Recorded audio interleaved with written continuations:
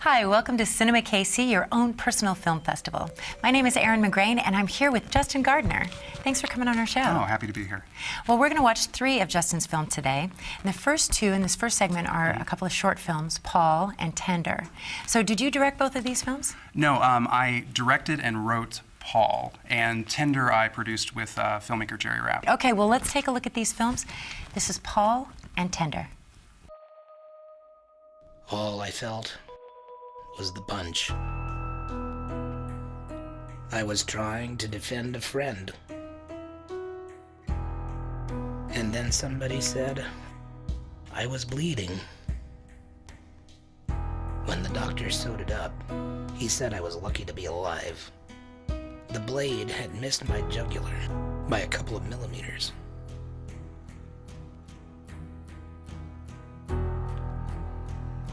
I'm an actor, and this is my most challenging role.